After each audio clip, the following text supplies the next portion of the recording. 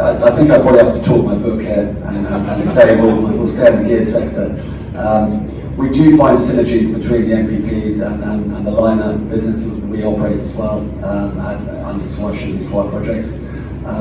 It's also it's a much more fragmented market, and we find that there are areas where we really work on freight solutions with customers who become more of a partner.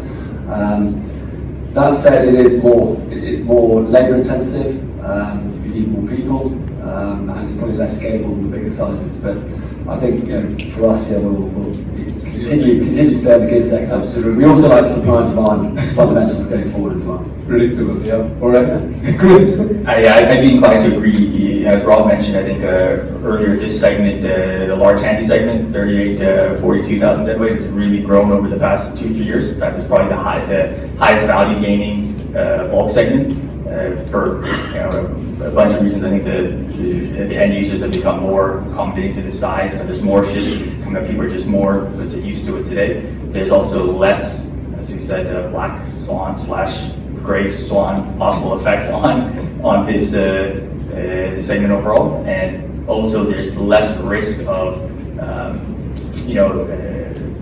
there's less risk of I shouldn't say technical issues, but you have so many options with your ship. With the larger ships, if something happens, it can be actually quite an issue, and so yeah, I'd say mostly the small ships. Also, to SK's question that he asked earlier, what we also found 4, 5, 6 months ago when rates were very high both on period and on S&P, is that you can buy the ship, you can charter it out for a year, and you can write off quite a significant portion of the asset price, which actually really makes sense, and that's harder to do today, but it still makes sense overall. So for us, that would be the second.